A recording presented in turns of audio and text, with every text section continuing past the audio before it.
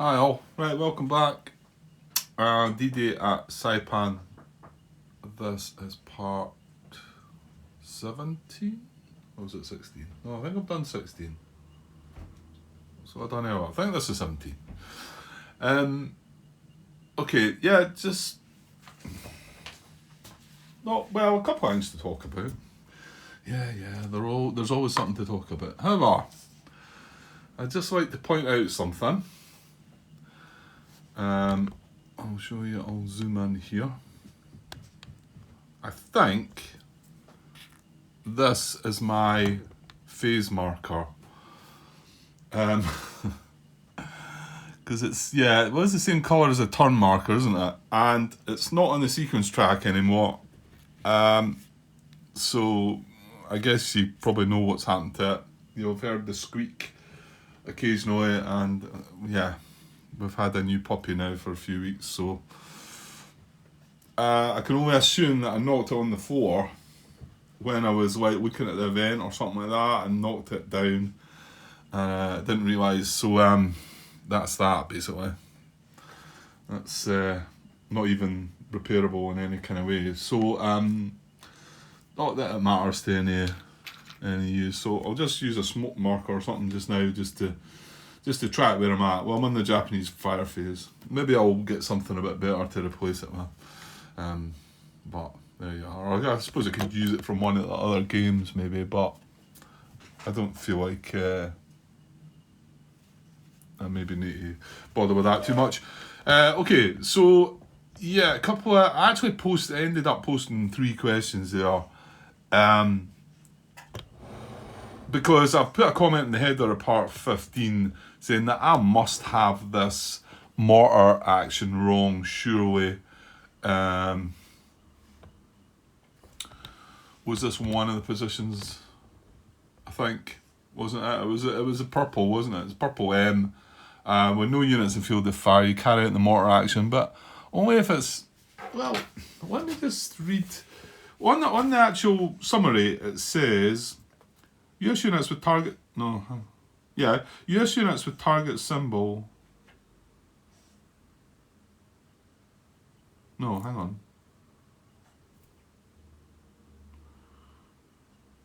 No, it doesn't actually tell you in there. I thought it told you in the summary. Am I reading something wrong?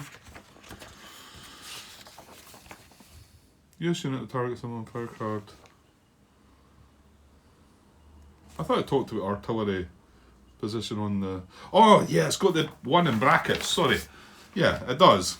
Mortar fire, and it's got in brackets 1, and then at the bottom it tells you what the 1 means, and it says, this is a word on, Japanese position must have non-destroyed artillery. And it does, yeah, I think that's what got me for the... Because it actually says the Japanese position, but... Could that mean any position? I mean, you'd think it was the position that it was firing from, and that's what I initially took it as, must have non-destroyed artillery. So then I thought, well, no, that's not got artillery in that position, so does that mean that doesn't fire? Now I thought, I'll double check in the rules, and in the rules it says, eligible position, it says, an occupied Japanese position with no US units in its field of fire, and possessing an intact artillery position. Now, that once I read that again, I started... Well, you know what doubted myself? I started doubting myself because there's only 4 artillery hexes on the map. And we've went through them. There's one away up there, there's one there, and there's one down here, which unfortunately wasn't marked on the map, but it has been said that it is. Hang on. I've really got to keep my eye on this dog. Is that the cables? I've got a lot of cables up here. And yeah. Well, you can see what she done with my phase marker, and that didn't take that long. So, if there's a big bang, you know what's happened. Right. Yeah, better not let Tracy know about all that. Anyway, okay, and I can't avoid the squeaking at times as well, so... At least I know if something's squeaking, it's not a cable that's getting chewed. So there's that. Yeah. So I was saying that they're the 4 positions. What was I going to follow that up with?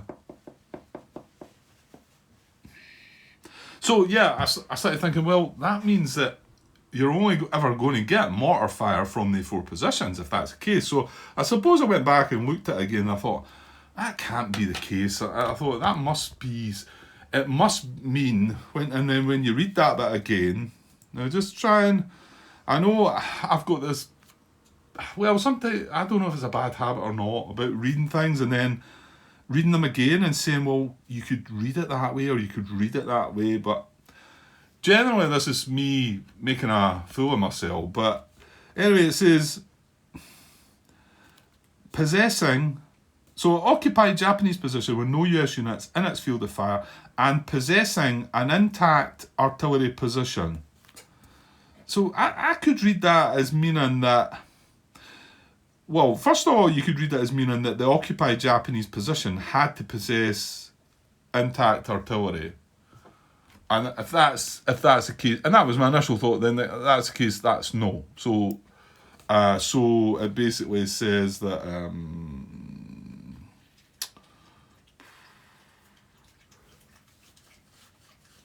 it just, that's it, innit? It can't do it. That's not eligible, basically, innit? Yeah. So, although, you know, could you read it another way? Could you read it as occupied Japanese position with no US units in its field of fire and possessing an intact artillery position? Basically saying that, do they still have an intact artillery position on the map? And that's what I started thinking of. So anyway, I decided to, well, I was going to, I put a comment saying, I think I've got this wrong, blah, blah, blah, the header, and I was going to fix it right now. This is what I was going to do. But between there and then I popped out a question on, that was my first question. And I got an answer from Tom Pratuch, maybe, Tom, sorry. Anyway, I believe he was, maybe his name's in the playtester. Yeah, it is. So he was one of the playtesters. Yeah, I think he'd answered the question before. And, you know, my question was, I initially thought that these had to be artillery positions, and then I started thinking that wasn't the case, so I assumed that it means that as long as you've got an intact artillery position, then these units can fire mortars. And no, he's come back and said that, no, your first thought was right, that it needs to be. So I can only go by that, and I mean, he's more versed in the game than I am, certainly. So yeah, it just seems odd that you've only got 4. You can only have 4 hexes that the mortar action is going to trigger. I mean, that's totally different to the previous games. I don't know if that was involved in Iwo Jima or not. That doesn't ring any bells to me. But then I never got far. I never got into the lettered actions part of the game. I never got that far. So, I'm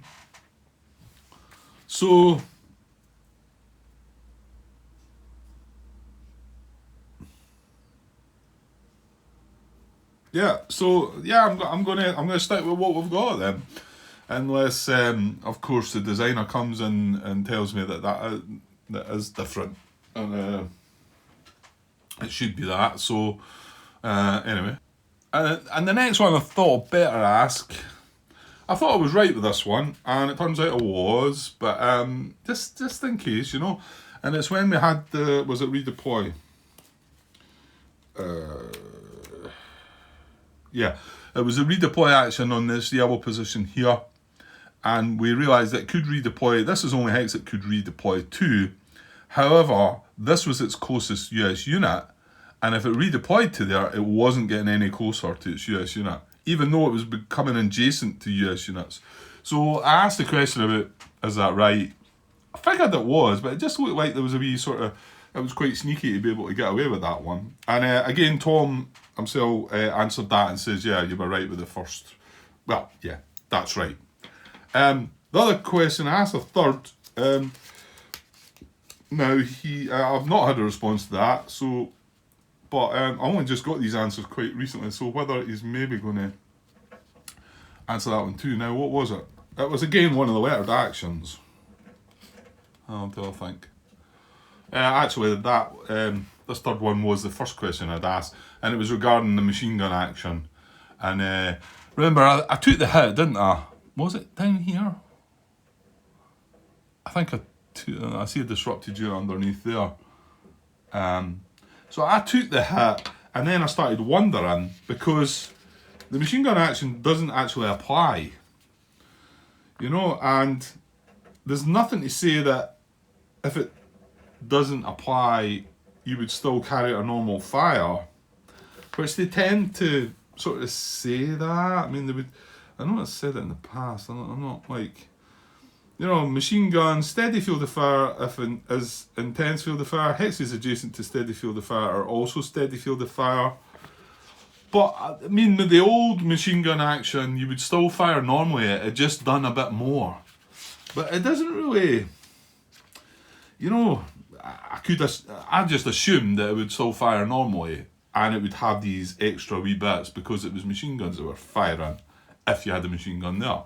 But as we've seen, it's going to be tricky. I mean, okay, I know there's a machine gun here, but if these units are face down, you're not going to know if they're machine guns. So I've got to assume that they still fire normally. But again, I've asked that question, haven't got an answer to that one. So if we do get an answer to that one in time, then I will take my step loss back. But I kind of feel like that's the way it should be. That it should still fire. Anyway. Right, I think that's everything just now. Okay, so we still had to finish across here. And I know it's a little bit glary here, but I think I probably need that lamp on. I don't think it's too bad. It's bright. Maybe not glary. And we had to reinforce this position. Okay, and then, so reinforce as place a reserve unit with a depth marker and fire if US unit in field of fire. So it's going to be nasty. But I think where we were sort of hanging back for is because we still weren't sure how the reserves... Now, reserves back in the old games, and it does look similar when I've just looked it up. Now, where are we? Japanese units, depths and reserves. So it's rule 9. It's nearer the end, so it's on page 22. Strangely though, it doesn't discuss reserve units getting placed by the lettered action in here. So does it elaborate more? Not really, I don't think. Let's read the reinforced action first. So that's on page 25, 13.6, reinforced action. Eligible positions, unoccupied position and Japanese communication within 3 axes of a US unit. Yes, that's what we're looking at. Place a reserve unit and a depth marker in the position. If after reinforcing there are any US units in the newly occupied positions field of fire, conduct fire. If there are more positions eligible for reinforcement than available reserve units, place the units in the hexes that are closest to US units. If no depth markers are available, place a reserve unit alone. If there are no reserve units available, take no action. Well, there's plenty depth markers and reserve units. So, right, I was just going to read on, but that's the next one. So that's all it says there. So, but we're not sure how you bring out reserves, and it looks similar to what it was in the past. So going back to page 22, 9.3, reserve unit placement triggered by a reinforcement event. Well, this is not a reserve unit being placed by a triggered reinforcement event, so it's a bit different to that.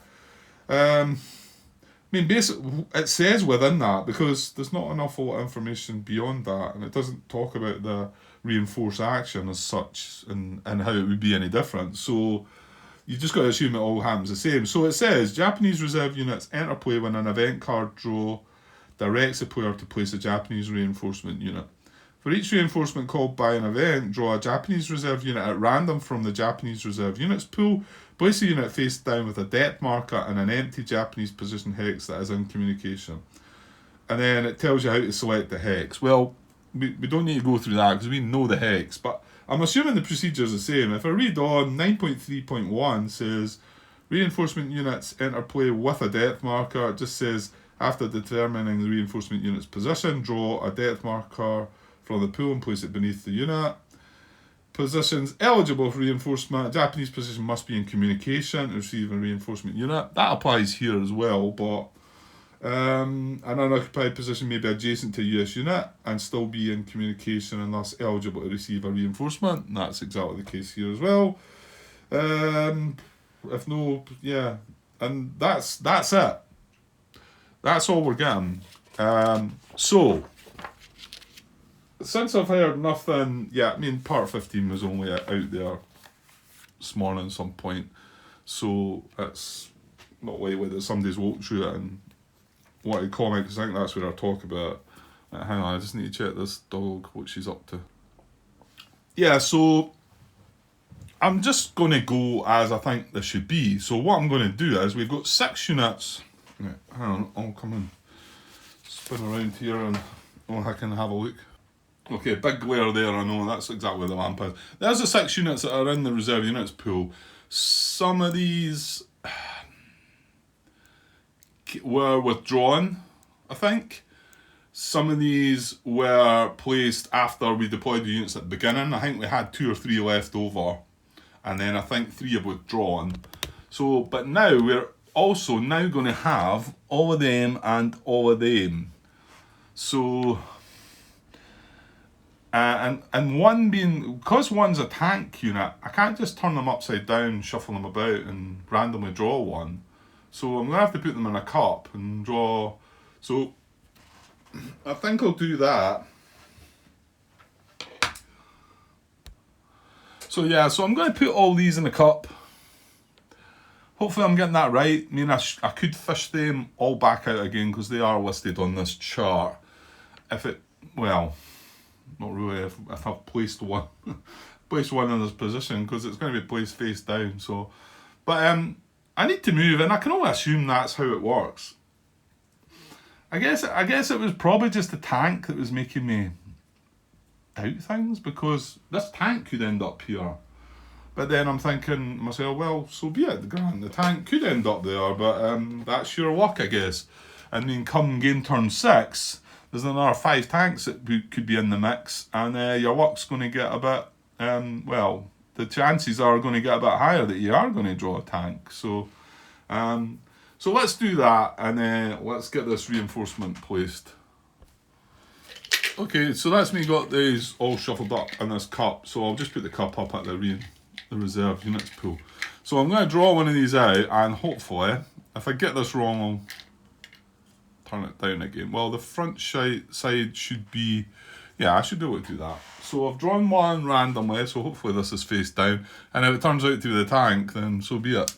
Right, it's not good. We didn't want a tank.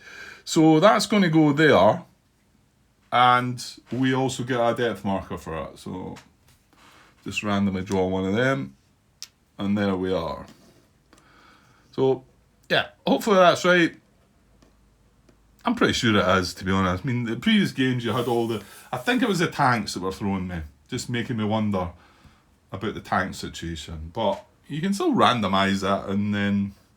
I just kind of thought, well, can tanks come out that way? I think the previous games may have done the tank situation slightly different. I don't think there wasn't tanks in Omaha, was there? Oh, it was an optional rule, which I did use when I played it. Yeah. But I think Tarawa, they've got 3 tanks. I don't know about Pillow, I can't remember.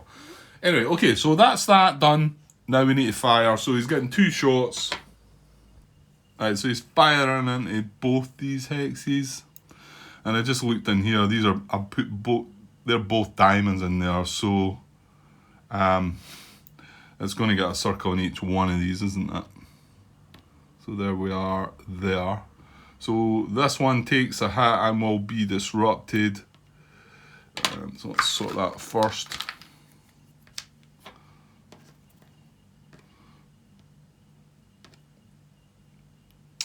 Disruption marker 2 grand. And then there's another one with a step loss as well, and that was bad then, wasn't it? It's going to be the same in the other hex, because it must have been the triangle that took the hit. So now we're going to, yeah, that's bad. Yeah, so it's going to be the same in here, isn't it? Yeah. So the circle takes the hit, and then this one's already had a hit. It might have been better the other way about. Oh, I don't know. Oh, for a minute there, I thought yellow wasn't in there, but it's hiding in the shadows there. So it is. So there's his step loss for the circle. And again, a disruption marker.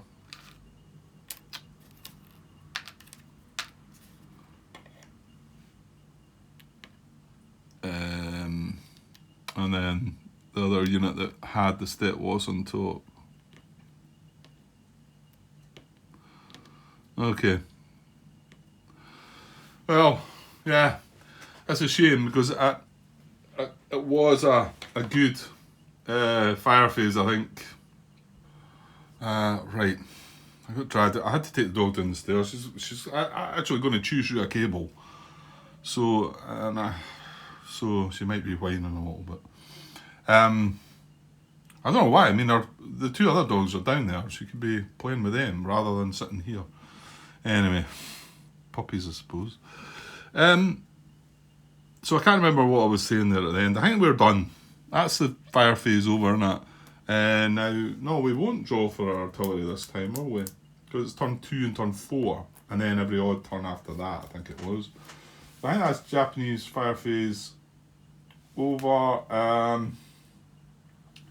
There was no disrupted Japanese positions to look at, so we can, we can forget about that. There's no second event, so that's us now on the US action phase. So, let me go and have a look, because this is where I start struggling with what do I do and whatever. So hopefully I'll pause a bit more, and then I do like to discuss what I'm doing, and I think a lot of people like some of that as well, I think.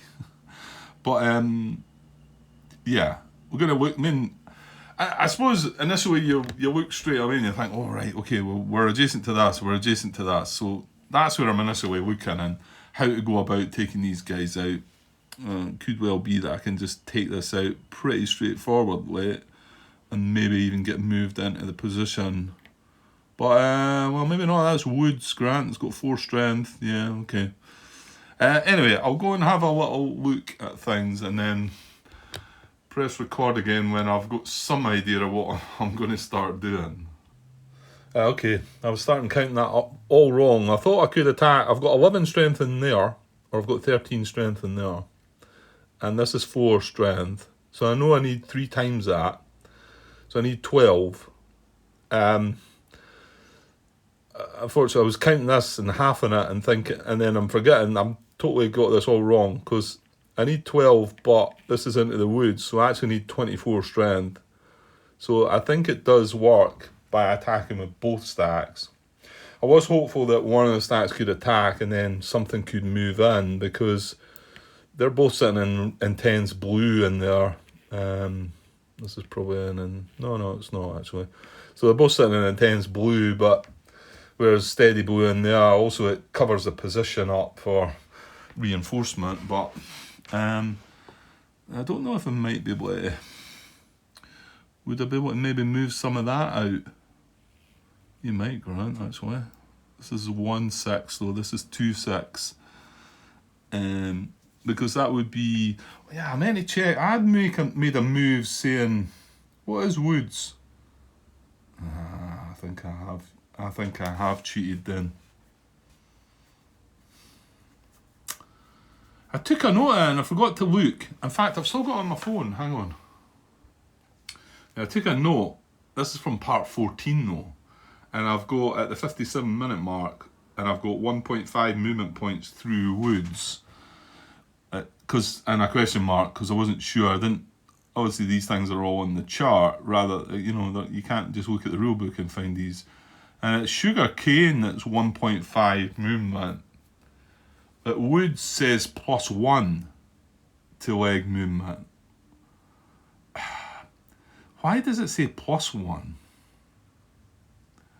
Why does it not just, like Swamp, just tell you 2? Can someone give me that one? I guess there must be a reason for it. Is it the only one that's got plus? No, it's not. A contour's got +1. Alright, you probably can't see that. And you've got some +1s here on this side as well. I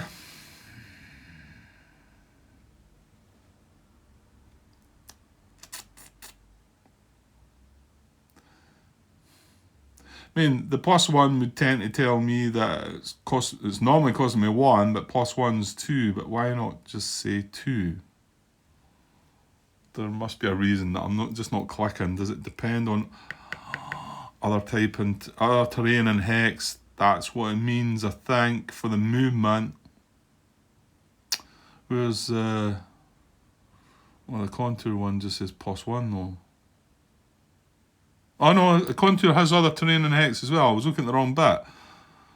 So these are showing other terrain and hex. Yeah, all the +1s are. Okay, so that means that... Right. So let's just say we're moving into sugarcane. No, but it's... Sugarcane and then it's into woods. Does that make sense? Right, I'm confused now.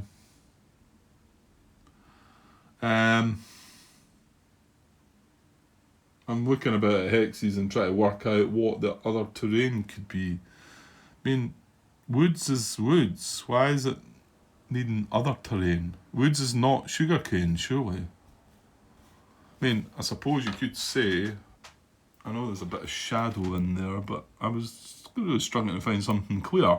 This is sugarcane cultivated because, yeah, Martin did ask the question, I spoke about this before, about, well, it's basically half sugarcane cultivated. It's probably more clear terrain, but the question was, and it's something you need to know, I don't know why they all don't do it in their games, about tell you what, you know, does that mean it's classed as the worst for moving in? I mean, usually it does, but not always. And the answer he got back was yes. It's whatever's the worst to move through.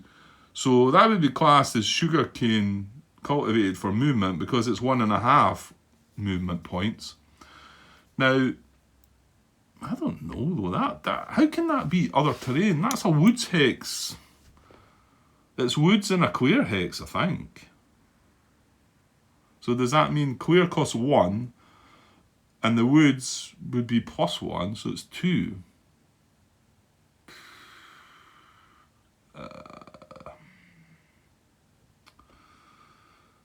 Oh dear. I don't know. I thought maybe we could have some sugarcane with woods in it. But it kind of like, it's 2 different types of terrain, is it not? Other terrain and hex.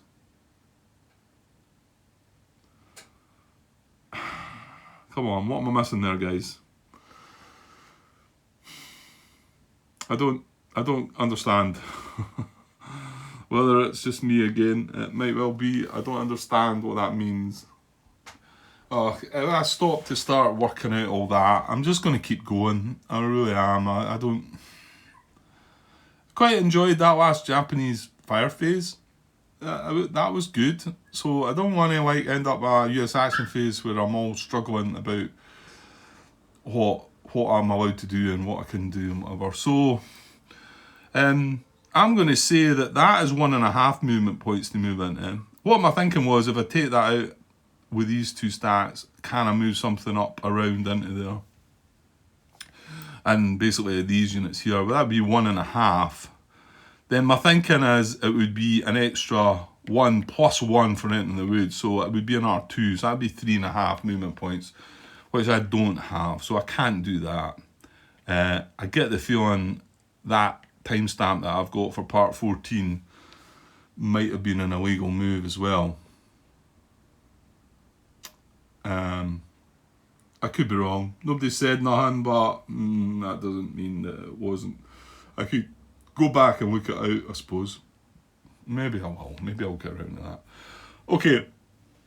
I'm not going to muck about here. I'm wanting to take this position out anyway. I don't want that firing as well, because we are sitting in intense brown. So what we've got in here is 3, 4, 11, right? Getting a free action sitting beside his, that's E2, 6. So we got the right one, yeah. So it's 2, 6, 2nd Battalion from 6th Regiment, yes. Okay, and we've got 2 engineers, so there's an engineer in there as well. So that's 11, plus another 10 there is 21, and that is 24. Well, you know what? I could maybe move the HQ into there. No, is that an intense blue? Are we sitting in intense blue there? Yeah, we are.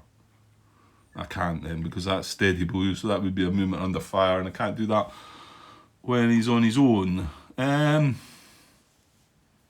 that's the best I can do, really. But that is 24 strength, okay?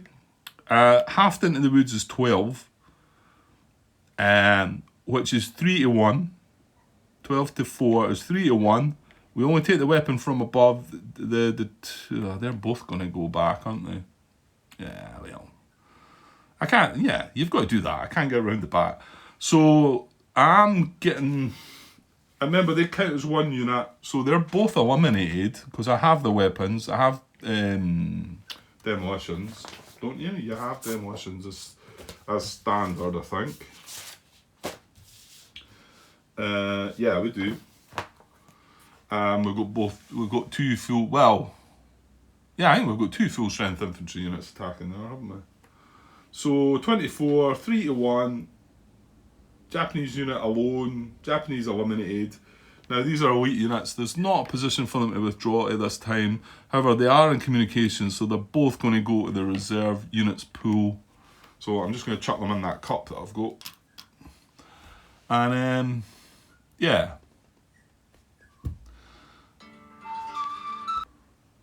Right, okay, look at this position now. I was looking at this a bit, maybe moving this into here, but then this is safer. But I want to get up to this red position. However, I'm better find, actually. Well, no, there's nothing to escape there, is there? That's not an elite unit, so it's not that we need to try and cut off communication.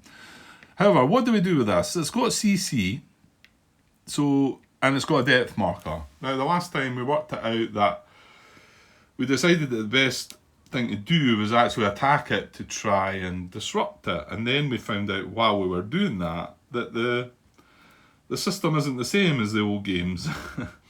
And us attacking that, and like you say, the best odds you can get are 3 to 1, okay? So the 3 to 1 result is with a Japanese unit, and hang on, I'll show you this. So the 3 to 1 result with a Japanese unit and unrevealed depth marker, so that's the column we're in, and I seem to recall when we first done it, we were all looking at this and making a mess of things, is JDX, right? I need to drop down there to show you that JDX has all Japanese units disrupted, that depth marker is eliminated. Perfect, that's exactly what you want. However, you're not going to be able to achieve that because, well, unless you had one of the, what is it, the officer or the NCO, maybe a hero, you need the CC requirement. So you're going to drop down a row. So we're going to drop into here, and the JX result, which is what we got the last time, as, and it sounds okay in a way, but when you start thinking about it, it's not really. 1 Japanese depth marker is eliminated. Okay, so, and like I say, it maybe sounds okay, but this guy's still there. It doesn't disrupt him, so he's sitting in yellow, just waiting to pounce again. Okay, he's only got 1 shot, but he's still going to hit and disrupt. Well, not disrupt, fair enough. And then he's still sitting with the CC requirement anyway. So, and then, but then if we attack him again next turn, then we're looking at this column. So we go from JE, which is Japanese eliminated. However, we've got to go down a row again because we don't have the CC, and we get the Japanese disruption. And that's what we want. And then the next turn, we go in and CC them. But that's 3 turns. I mean, I'm not going to even be here in 3 turns, probably. So, you know, that's too long to be doing that. So, I think this time we might take a chance here in CC. However, although you cannot barrage and then attack, you can barrage and then CC. So, I think that's what would be a good idea. Now, I've got a LVTA in here, and I'd kind of forgot for a moment, but I'm pretty sure we can barrage with him, can't we? The other thing was, did we not land a tank in here? Which, the tank might actually be better. No, that's an LVT down the bottom. And we've got 2 units with step losses in there. Right, well, it could only have landed in this hex, maybe. Something's disrupt. There's an LVTA, again, another one. And an LVT. Okay, so I guess we did not land a tank away up here then, did we?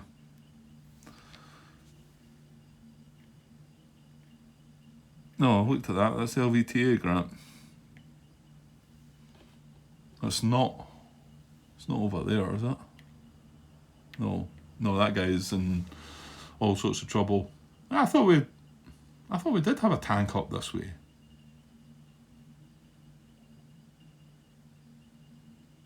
Well, clearly not. I mean, an attack with that, there was no tank in there, was there? That's an LVT. I think I would have stopped and noticed if I'd been attacking with a tank, hopefully. That's an engineer, isn't it? Yeah.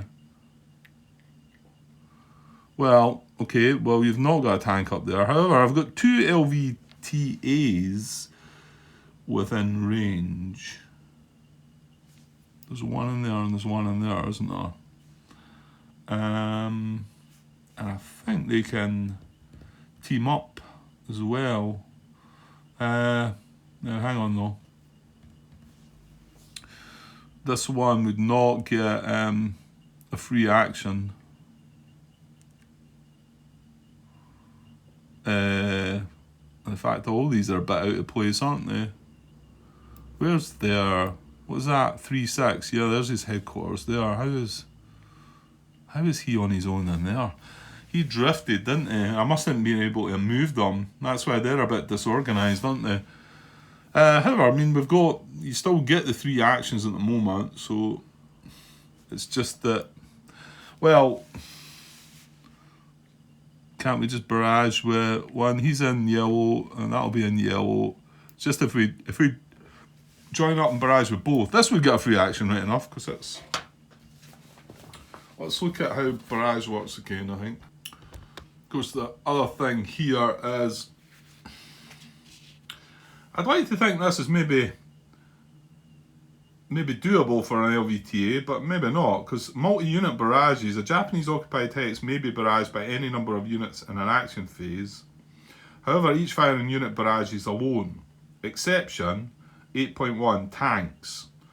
So, are we talking tanks, in inverted commas here, or is this where an LVTA can do its thing? I might need to go back and look at Martin's question. I know the barrage bit, they can barrage, I know that.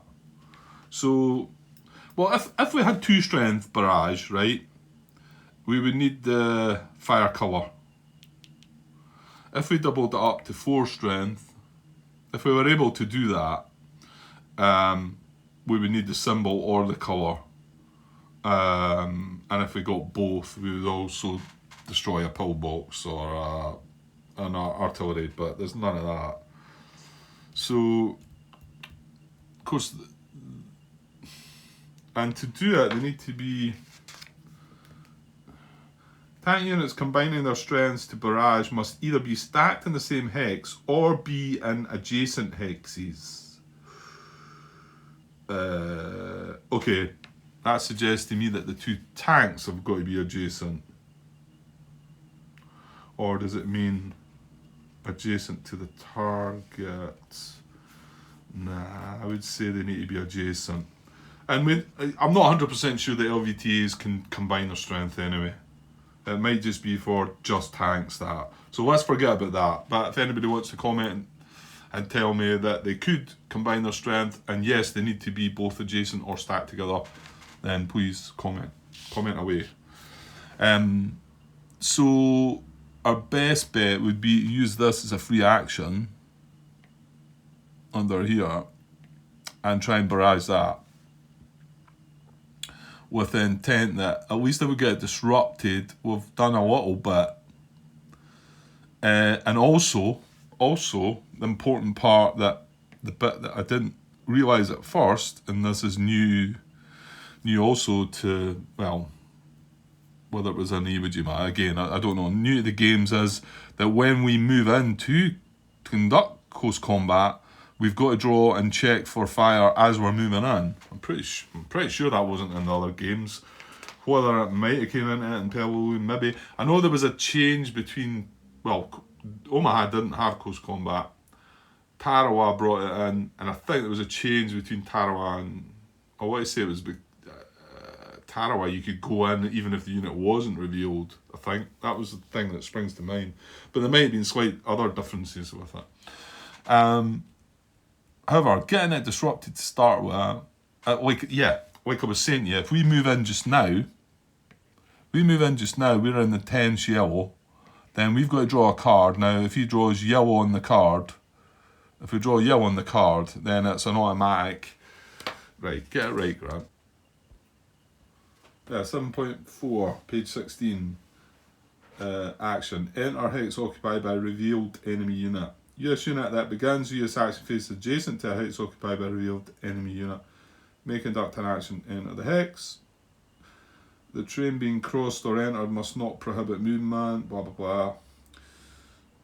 Doing so constitutes an entire action, triggers close combat. US units may not enter hex occupied by unrevealed. Stack of units may only enter as part of the same action. A unit may not enter an enemy hex that was attacked in the same action phase, but may enter a hex that was barraged. So that's what we're trying to do. Whenever a US unit enters an occupied Japanese position, the player must draw a Japanese fire card to see if Japanese fire hits any of the US units entering the hex using the Japanese fire chart. So this fire is treated as intense fire unless smoke covers the position or Japanese units are disrupted. If such is the case, the fire is steady. So we use the fire chart, right? And if we don't disrupt that, we'd be using the fire chart. And remember, it's got a depth marker too.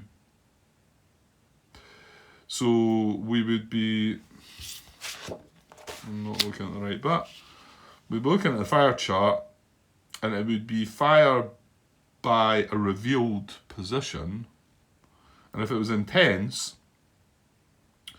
you know, we would use units of every type and target symbol lose a step. So it wouldn't be looking for a symbol. It'd just be, it just hit 2 units in the stack. No, it wouldn't disrupt them. Right, okay, so that's not quite so bad. However, if we knock it down to steady fire, so if we disrupt this, and that knocks it down to steady fire, then, although he would still get 2 shots, he'd get 2 shots at the symbol, and my guess would be we've not been stupid enough, or have we, to, yeah, we kind of have. So, we could get lucky, but if we drew a diamond, then this and this would both get hit. So yeah, you're looking to draw a circle. Well, I mean, ideally not yellow. If you don't draw yellow, there's not an issue. But you can see it would be better, because if it's not, then it's going to hit both of these. So, you know, and then we've got to battle in close combat after that, and having it disrupted is more beneficial, because that's one less hit that we need to try and deal with. It would mean that the first hit we dealt would eliminate the depth marker, I think, and then the second hit that we dealt, hopefully we get 2 hits, would eliminate the unit. So there. So yeah, I think that makes sense. And if we fail the barrage attempt here, and I'm just going to double check how barrage works just to make sure I'm getting that right. I know we need to be in the field of fire. We are. We could barrage with this, but however that would cost us an action to do that. So let's get this guy up the top, and I'll just leave the headquarters showing there. We'll go and have a look at barrage. But I mean, he's getting a free action from that headquarters. You know, I decided that a while ago. That's how it worked, but who knows? Nobody's said that that's not how it works, so hopefully we're going along okay there. Yeah, so this is what Martin said recently. The barrage conditions are the same as for attack conditions. I think that's what he was saying. Again, none of this is terribly clear in here, but so it refers you back to 8.1 from barrage, which is units eligible to attack. So they're kind of two different things, but however, he says, I'm pretty sure that's what he said, that they're both the same. So looking at the tank units, they must be within range in the field of fire of the target position. And both of the following must be true. No more than 2 tanks are participating in the same attack, and all attacking tanks are in command. Well, we're in command throughout this scenario, so yes. So yeah, to resolve, calculate the strength, draw a card, consult the 3 fire colours on the card. Yeah, well, because we're only going with 2 strength, we need to draw a yellow on the card. And I don't think we can team it up anyway, so I'm going to do this. Yeah, let's just do this. Okay, right, so this unit is going to barrage, and it is going to be a free action, so I'll tuck him down the bottom again, because that's him had a shot. Barrage in that position there, with a strength of 2. So yeah, need to fire cover. So we're going to draw a card here and hopefully get yellow. And we fail. Damn. Okay. Well, there's no point starting this and not following through with it, I suppose. So I'm going to try that again and give this an action. So I'm going to use a wee blue cube here. Hopefully I don't need these actions elsewhere, but I still think this is kind of important. So I'm going to try that again, and yeah, because he doesn't get a free action, does he? No, there's nothing in this. No HQ units in this. This is disrupted, so yeah, okay, so again, 2 strength. I'll put that there, but I mean, I can see that it's just the bottom unit that I've done something with there. Right, let's draw yellow this time, please. Oh, I had that cover and I thought, oh no, look, bingo. Right, okay, good. And also, it looks orangey rather than yellow. Right, so we get the result there. So this time, the Japanese position is disrupted. Okay, good. So now, yeah, we're going to have to give this an action too, aren't we? Yeah, I think I said that already. Oh, actually, no, I didn't. I was talking about the rest of this needs to be given an action to do anything too.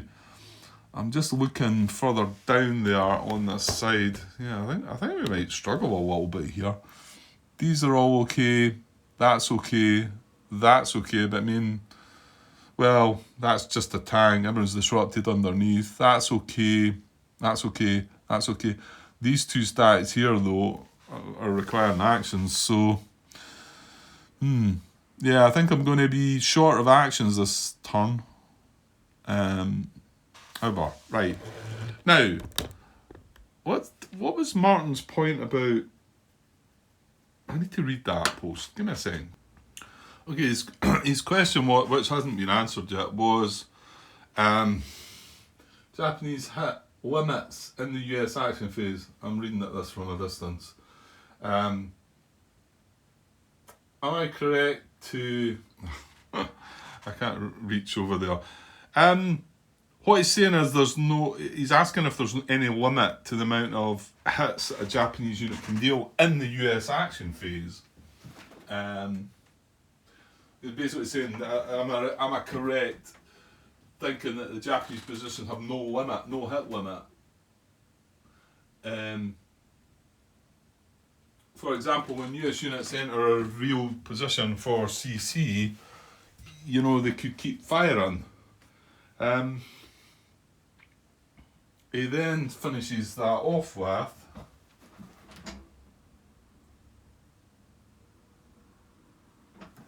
it makes DCC, what's DCC? What is it? We've got hasty and, is it direct? No.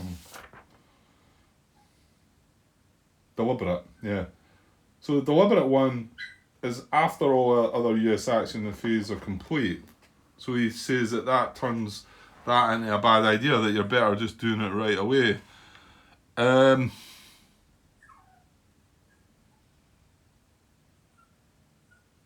not sure. I'm not sure I get what he's meaning there. I'm sure he does have some kind of point there. I can't quite work that one out, but I'm not sure when deliberate close combat. To be honest, is a good idea, isn't it? There must be times when I dare say somebody could explain to me that it's better doing it here, or it might show up for me. You know, I might sort of say, but I mean, if I want to wait, well, I want to move in there and then wait. I don't know. I mean, I think even if you were doing movement under fire past the unit, it would still fire. Maybe that's what he's meaning. The fact that we could be stacked in there with him and it could still be firing. Maybe that's what he's meaning. I don't know. I'm not sure. But yeah, it's a relevant question to how many. Because I could bring in units from either hex here. They would all need to take that check. Well, each move, because remember, it moves in as a stack, and then that would move in as a stack, that would move in as a stack. Not that you would probably do too much of that, but it would fire each time, and that, I guess he's asking, is there a limit to that, you know? Okay, so I think I'm going to do this. So I'm going to give another action here, and we're going to go with this. We're going to move in here. Now we've got 2 reduced units and an engineer. No, it's not an engineer, sorry, it's an LVT. So that would be 3, 6, 7 steps. This is a reduced LVT, and as far as I'm aware, it can come in as well. It doesn't have any strength, but it has a step. Well, let me just double check that I want to be doing all that. Yeah, so bear in mind, we've still got to draw the card to see if something might get hit on the way in. But if we get past that, I'm just looking at the amount of cards you get. You get 1 card for each step possessed by the units participating, but that's only up to a maximum of 4. So at the moment, we've got 7 steps there. So we'd get 4 cards for that. You know what? We're not going to have a flamethrower either, are we? Oh, we might. Look. That's maybe not focused. That's a flamethrower. That was lucky. Machine gun in there, but I think flamethrower's relevant. That gives you an extra card draw, does it not?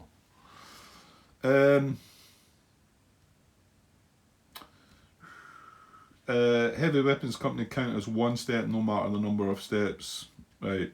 Each tank step counts as 2 steps. Well, it doesn't matter about the steps. We've got enough steps to get the 4 cards. In addition to the above, draw 1 additional card for the US side for each of the following that apply. If there are any US unit with a flamethrower in the combat, so we get 1. For each hero, no, we get 1. Again, there's a bit in brackets maximum of 2 cards. That was one of Martin's questions as well. I think that's rubbish. You get 1 for having a hero in the combat, and you would get 1 if the Japanese unit is in counter-attack stance. So I would get 5 cards. The Japanese would get 1 for each unit and another for the depth marker if present, so that's 2. And then we get additional card if they were attacking or not. If they've got a total strength of 4 or more. Now, yeah, because we have to reveal the depth marker on entering here. So, well, it would need to be a big one, because this is only a 1, so it would need to be a 3 depth marker. Not impossible, I guess. So there's he's sitting with 2 cards at the moment. A possibility he would draw another one there. And he gets 1 for each CC requirement, up to a maximum of 2 for that. So he's getting 1 for that, isn't he? And, well, there's a risk that the depth marker had a CC on it as well. That would add another card. So if it's a 3 with a CC on it, I think we're in a bit of bother, because that would then turn it into 1, 2, 3, 4, 5 cards as well. Mind you, we're getting 5 cards. Each CC requirement, yeah, you'd ignore that. Yeah, okay. And then the Japanese unit either occupies level 4 terrain. Right. I don't know what that is. What's level 4 terrain? Or is a tank unit, or occupies a pillbox. Well, they two don't apply. And only 1 card for any of them. Yeah, okay. So that would be a level 4 terrain. I don't know. It's in the woods. Where does it tell you about the level of the terrain? Okay, the only thing I can get from that, actually I hadn't quite thought about that initially, is the elevation level. Just looking at the beginning of the book here, page 5, important, the numbers in parenthesis adjacent to the terrain type name provides the elevation level for that terrain. I mean, to be honest, I was kind of thinking it might be a level that, you know, obviously it's in a bigger terrain level, you know. Well, I guess that's all we can go by, and that would only mean that it was mountain. Hill's only 3, so mountain is 4. Let me know if there's anything else I could take for that. I'm not read anything about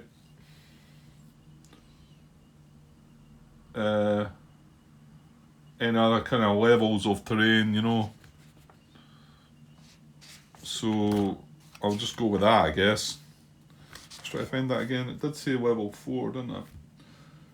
Occupies level 4 terrain. Okay, it could just be that, fair enough. If it is that, good enough.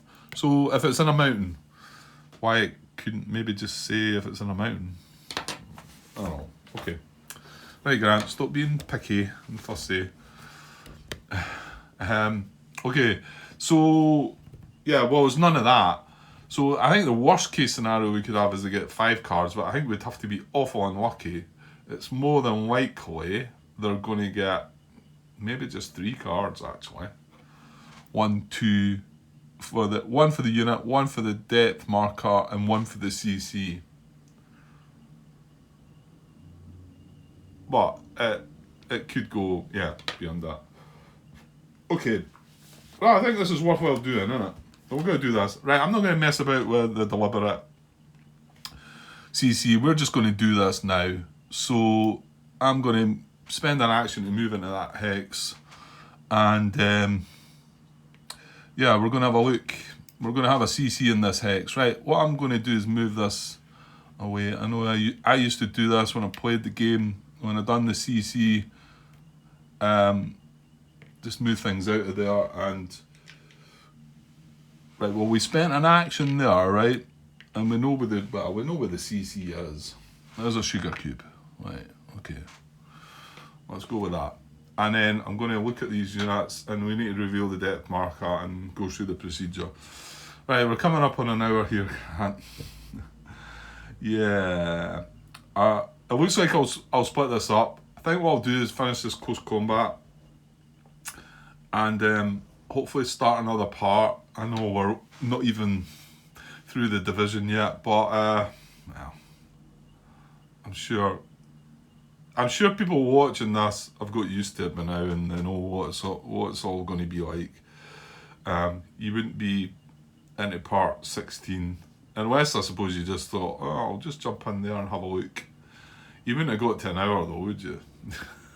If you're that way inclined, you'd be away by now. Anyway, okay. Right, let me pause and set this up. Right, I've been on pause for a bit there. I had to go and get some dinner. So yeah, we were just about to start the CC, but I didn't draw a card, did I? All this talk about this moving into the hex, and yeah, we spent an action for all these units to move into the hex. We weren't going to move in with anything else. Yeah, I don't see the point. We've got the flamethrower anyway. However, actually, See, if this guy was to take a hit, we would lose that. Well, what is he on the other side? Bazooka and demolition. Sorry, I know you didn't see that, but so we would lose the flamethrower if we turned up a yellow triangle here. So not something I thought about. It's just we could, but then again, see, with us moving these in, we've got to do a check for these card. If we then move other stuff in, we would need to do another check, I believe. Anyway, because this is disrupted, we're going to draw a fire card, and because it's disrupted, it's going to be a steady fire check. Oh, I can't remember where that bit was now. Movement, it's in here. Yeah, it's close by. Here we go. This fire is treated as intense fire unless smoke covers the position or the Japanese units are disrupted. If such is the case, the fire is steady. So I'm going to draw a fire card here, a card, and we're checking for steady fire and yellow. So as long as we don't get yellow, we don't need to worry about it. So here goes. Okay, good. Right, we didn't get yellow at all. So that was excellent then. Good stuff. Right, so now we are in close combat. This is the hex that's happening. This was just to signify that we're spending an action on these guys. And that's where they're moving in from. Okay, so let's just do this carefully, but let's not take too long though as well, Grant. So I'm going to do it right away. So close combat procedure, resolve each close combat as per the following steps. Reveal any unrevealed depth marker in the hex. Right, let's get that done with first.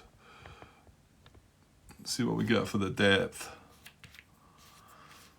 Ooh, it was an AR. I'll tell you what though, it's not a 3, so that doesn't take them to 4 strength.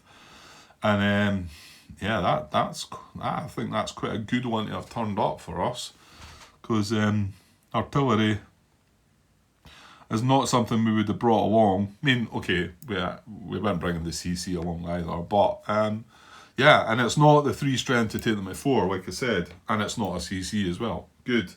So that worked out pretty well. Right, draw cards blindly for each side and place them face down in a Japanese pile and a US pile. So US cards first. Draw 1 card for each step possessed by the units participating in the CC, maximum 4 cards. So we're going to draw 4 cards. Now, here's a thing that's been on my mind, and every time I've played these games, and done the CC, it says draw cards. Now, me being the way I am, right, and I'll show you here is our deck of cards, right? Me being the way I am, and Martin will start shaking his head, no doubt, because these cards are in an order, right? And I don't want to mess with the order of the cards, okay? So the way it talks about it in here, though, it's as if it doesn't, and this is where Martin spoke to me before about the fact that they're all random cards. It doesn't matter if we pick one from here or we pick one from there or down there. It's all random. We don't know what it is, but this is the top card. This is the card that's getting drawn next. It's not this one down here, Martin. It's this one here. So I've got a bit of a thing about this. So we're going to draw 4 cards right now. Now, I'm not going to draw them 1, 2, right? Now, you could say, well, it's saying to do that, you draw cards for each player. Maybe it's meant to be that you draw them that way, right?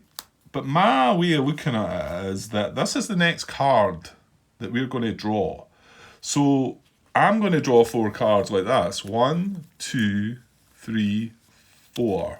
And this is the way I've always done it when I played. Now, I've not recorded, I only recorded DD at Omaha Beach up to now, and there's no close combat in that. But this is always the way I've played when I played Tarawan Pellu.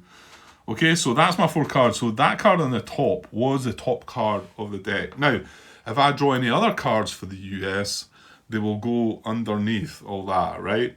Yeah, it doesn't matter, but that's the way I'm going to do it throughout the game. And who knows how far it's going to go And I'm going to do the same for the Japanese side.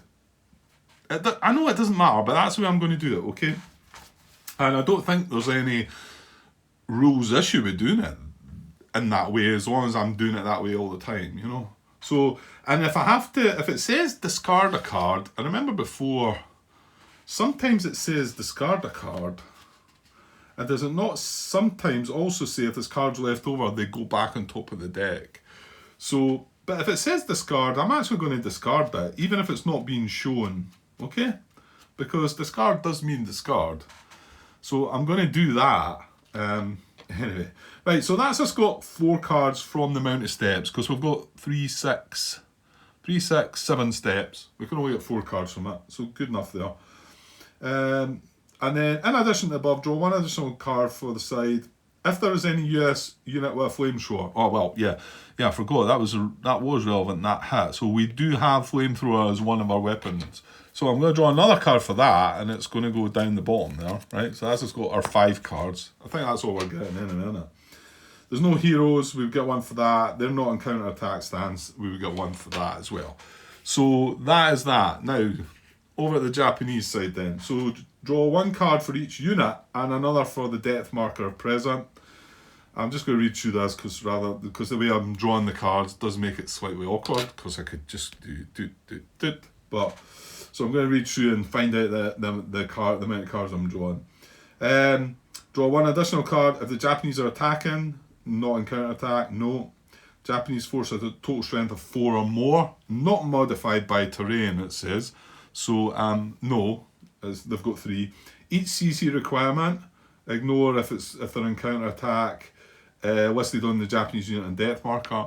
Well, there's 1, so that's him getting 3 cards, and then the other one is occupies level 4 terrain, or is a tank unit, or occupies a pillbox. It's none of them. So I'm going to draw 1, 2, and then 3 cards for them as well. So, well, that's how I'm going to draw them. So they've got 3 cards, and we've got 5. Now, there could be some additional cards. Is it heroism? And also for the Japanese, they get, what is it? Where's the events? Here we go, reinforce. Reinforce adds a card to them, I think. Heroism adds a card to whatever side. So, and like I've said to you, if I do draw a card, it'll go on the bottom of this stack of cards. That is the way I'm dealing with that. Alright? Okay. Right, so, well, let's get to it then. What do we do now? So we've got the cards drawn. There's no counter attack. So here we go. Reveal the top card. Hang on, the way this is laid out I don't like the way it's got it laid out here. A sec. Yeah, it's just the way it's got it structured here. So, to be honest, step 1 was to reveal any depth markers. Step 2 was to draw cards blindly. Okay? For both sides. Step 3 is to reveal the top cards for each side alternatively, beginning with the Japanese, unless the Japanese unit is in counter-attack stance. Well, it isn't. And at least 1 US unit is adjacent to the CC hex. Well, it's not in counter-attack. So we're going to draw, starting with the Japanese, reveal the top card from the Japanese pile, right? So let's do this. So, and then if the card shows a CC event, implement the event. Then, if the card shows a colour of the position in which the CC is occurring, discard the top card of the US pile and remove a step from the participating US unit. This is a player's choice. A participating hero may be eliminated instead of eliminating the last step of the unit to which the hero is assigned. Important, the player may also choose to discard 2 cards instead of taking a step loss. Then step C within this revealing of cards, revealing of Japanese cards, is the player may conduct US withdrawal under fire, and then step D is to discard the current face-up card. Okay, so, and the combat is going on in the yellow hex. So we're not wanting to see yellow here, right? So here we go. Okay, that's bad. Right, so we do have yellow.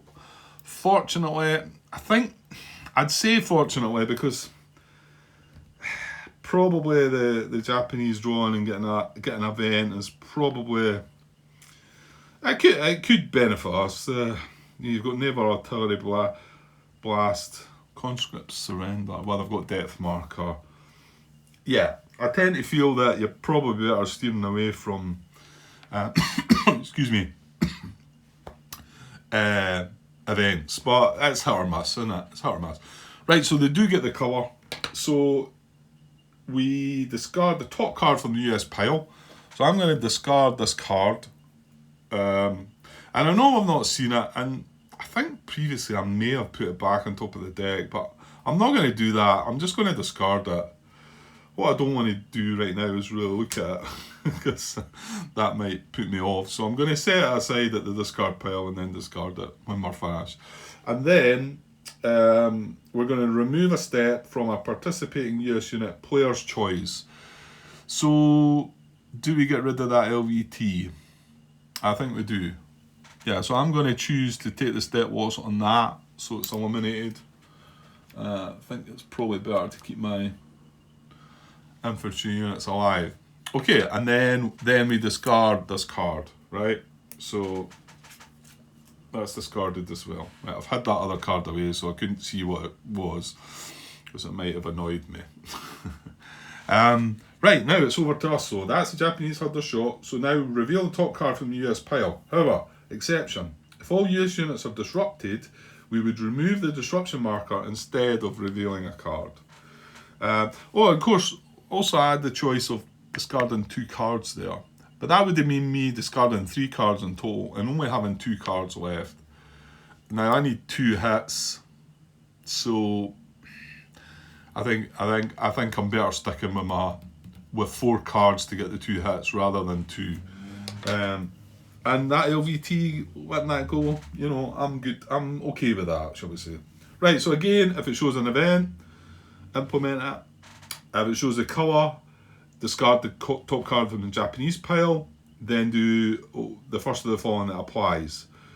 And it says important, if a card does not show an event or the position colour, the reveal card has no effect. Strange that it says that important rule there, but it doesn't mention it while the Japanese are drawing the card, but it would be the same. If there was no colour and no event on that Japanese card, then the same thing happens. As far as I'm aware, it doesn't tell you anything otherwise, but anyway. So, I'll go through it. If the Japanese participants are not disrupted, place a disruption marker on them. Well, we do have them disrupted. If already disrupted, remove a depth mark of the Japanese unit. So that's what we're going to achieve if we do happen to draw a yellow on the card. And then if already disrupted and no depth mark is present, eliminate a Japanese unit and then discard the face-up card. So we're looking for a yellow, but remember there could be events as well. And we don't get it. So there is an event there. Now, I look back in that last recording, and although when I look in the camera here, it's difficult to see that, I think you can quite clearly see it, can't you, when you see the video? It just looks a bit sort of dulled out in the background. It still wasn't a very good choice of colours. Right, so no colour, which is not good. And then US fire and counter attack means if this event is drawn during a non-counter attack CC, we treat it as no event, and that's what it is. It's not a counter attack. So all that happens is we discard that card, and now it's over to the Japanese again. So we've got 3 cards left. They've got 2. So here we go again, Japanese. Hopefully they're not going to hit. Oh, they don't. They do have event. They do have heroism. So heroism. Add a card to the card pile of the side revealing this card, and remove a card, if any, from the card pile on the other side. Come on. If drawn from the Japanese pile and the Japanese unit has no depth marker, also add a revealed depth marker. So if they didn't have depth here, they'd be getting an extra card, we'd be losing a card, and they'd be getting a depth marker. So I guess if we had hit them there and removed the depth marker, we just got it back again. So they're getting a card. And again, like I say, I'll tuck it underneath there. So that's them back up to 2 cards. And we are losing this card, so just say discard.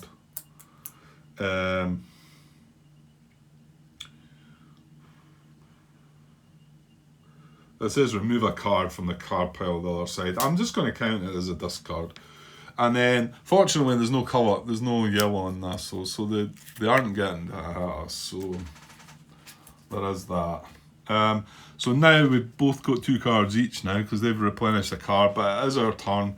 Right, we've got to see yellow this time, come on, yes. Okay, so we do, again, US fire and counter attack, doesn't count. They discard a card though. Oh, it wasn't yellow, I shouldn't have looked at it. Anyway, and we get a hit. They're already disrupted, so we get the depth marker. Okay, so now, yeah, Martin commented to me that depth markers are not, they don't actually get removed like they used to. So I think this just goes back into the pool. Right, you know what, I'll just leave it there a second, because I want to get this video wrapped up and get it started copying across, because I've actually got a bit more time to start doing a wee bit more before the end of the night. Well, that's getting late. So I'll leave that, I'll just leave it face up in the depth marker pool. I should remember what to do with it. So we got rid of a card of theirs, we hit them, that goes away. So they've got 1 card left now. Well, we're really hoping for a miss, because we've only got 1 card too, and they'll just take that away. So here we go. Ah, damn. Oh, and they get CC Reinforce as well. Okay, so CC Reinforce says add a card to the Japanese card pile. So they get another card, and if they would, they're going to build depth again. Oh my god. Yeah. 2 bad events. That's what I'm saying. That the events are probably more beneficial to the Japanese, to be honest. I mean, if I draw a reinforce on my side, I don't think it counters the attack, doesn't it? Heroism is good if I draw it on my side, right enough. But so CC reinforce, add a card Japanese pile, and if the participating Japanese unit has no depth, add a revealed depth marker. So I'm just going to randomly take another depth marker, and we're going to flip that over and look at that. Now, that doesn't start adding to things. I remember that getting questioned from the past, so I'm assuming that's still the same, because we've drawn a CC, and you would think, well, does that mean we get another card now, because we were getting a card for the CC?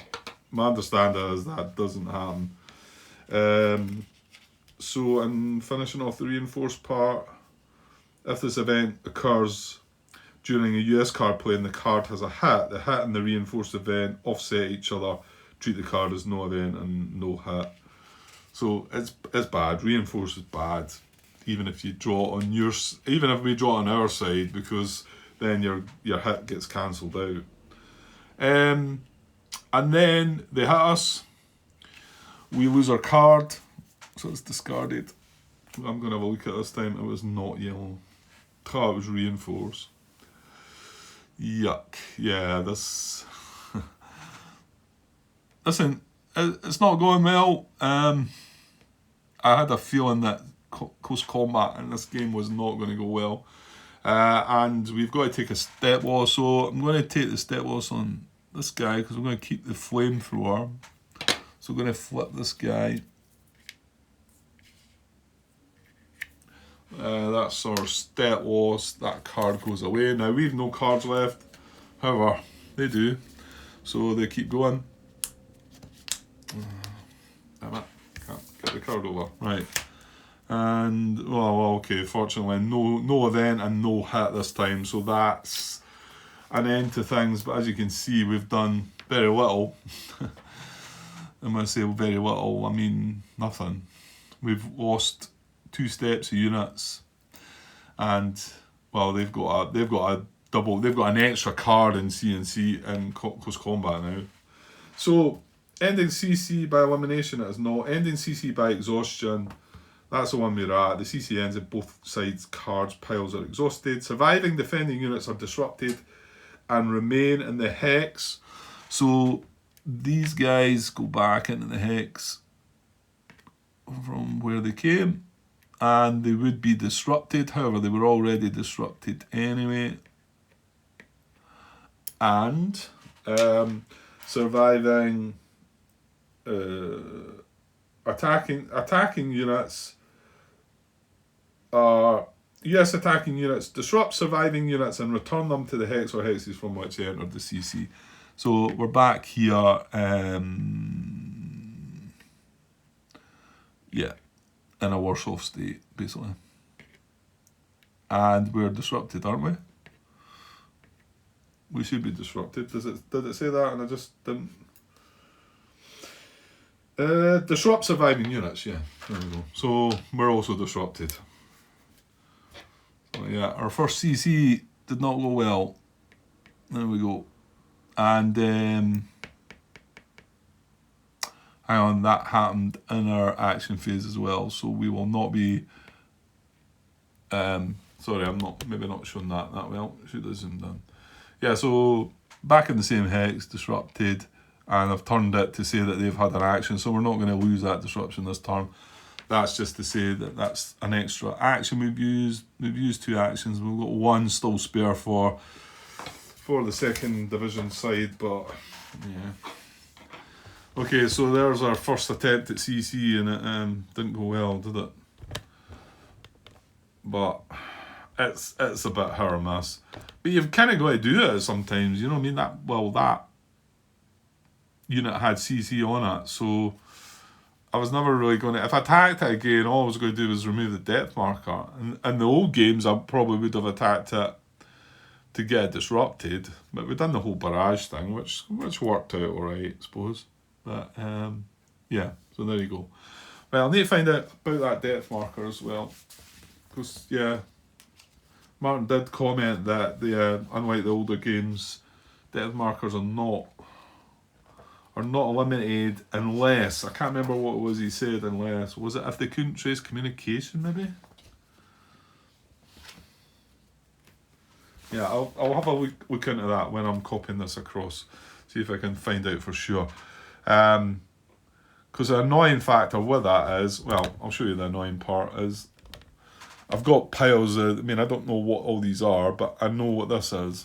So I'm going to have to shuffle them up. But, you know, it's straightforward. What I should do is chuck these all in a cup as well, shouldn't I? So I'll do that. And I can find out what side, you know, you can feel it as you're drawing out the cup to know that you want it face down. You know, don't look at it. But I'll double check just in case... for some reason in CC, that I think the past games had a slight difference to how things were eliminated in CC, but maybe not. It might still be that it just goes back into the pool.